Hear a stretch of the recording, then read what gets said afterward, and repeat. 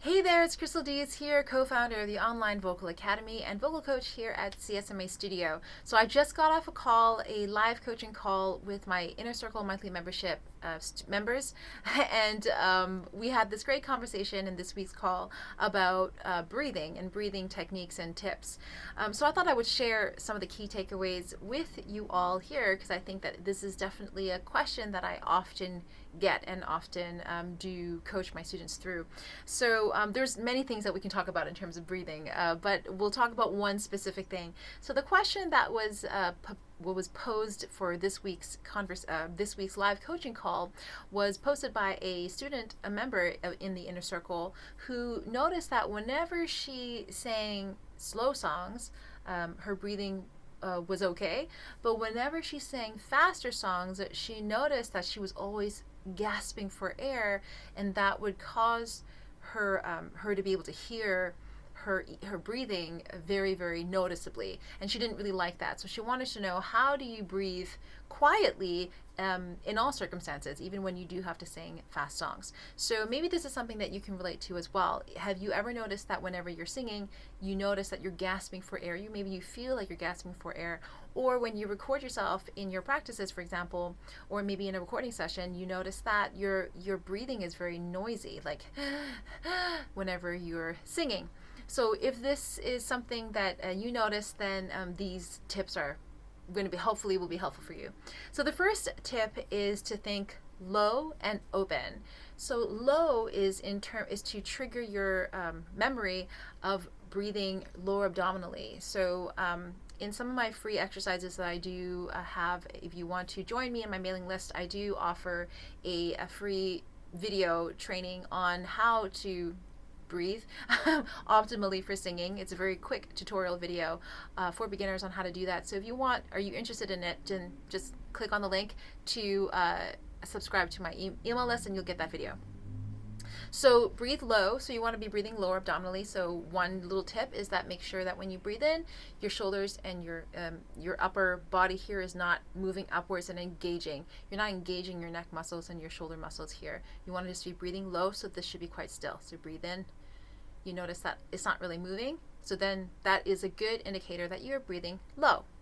The second thing is to breathe open. And what I mean by that is oftentimes whenever somebody is breathing in a way that is audible, so audible breathing, usually it's because the throat is constricted. So it's a kind of breathing style. So to counteract that, what you want to do is to deliberately disengage the muscles in your throat, to deliberately expand, feel like you're expanding the throat. That can automatically help you relax and disengage the muscles in your throat, which is going to help you to not breathe so audibly. And can you do this quickly? Absolutely. You can totally do this quickly. So instead of just breathing, you would breathe in low and open. So you probably couldn't really hear that, but yes, so you can absolutely do this. You can do this quickly, and you can do this in fast songs, and you can also do this in slow songs as well. And the key thing is just to remind yourself of these little tools. So low and open. Nice and easy to remember. The second little tip that I want to share with you is the idea about balance. So how you breathe in between your phrases is dependent on what you intend to do with that breath. So it depends on what it is that you plan to do with the air that you've taken in.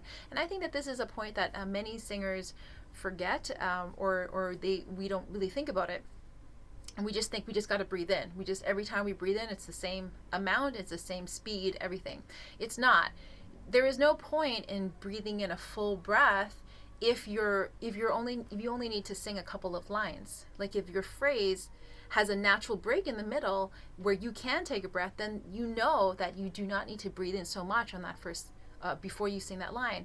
The reason why this is important is because I see this often happening is that students, maybe they have in their head that they are not really good at breathing, so students will compensate by every time that they take a breath in, they're going to breathe, they're over breathing, right? They're breathing way too much than they need, more than they need.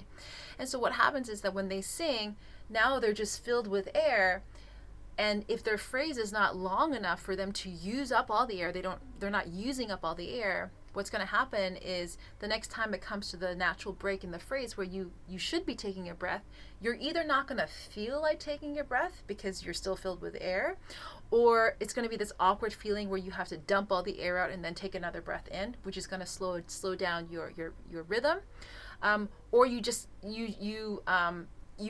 refill, like you top up. So you breathe in, and then I'm singing a song, and I should take a breath here, and I'm going to breathe in again, and then I just feel tense all around, so I don't fall into this natural rhythm of the song.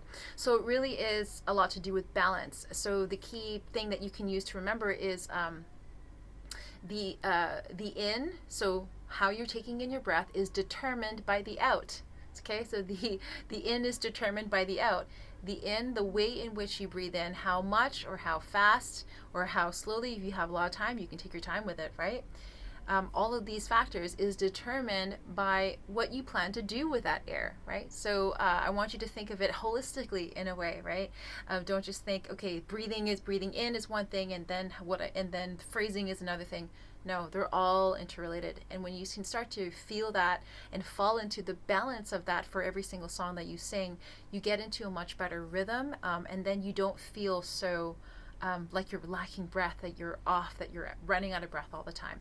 So like I said, there's many more things that we can talk about in terms of breathing, but those were some of the key points that we talked about today that I thought I would share with you as well. I hope you found that useful, and yeah, let me know if you have any questions. I hope you like this little quick tip, inner circle secret tip. See you again next time. Bye-bye.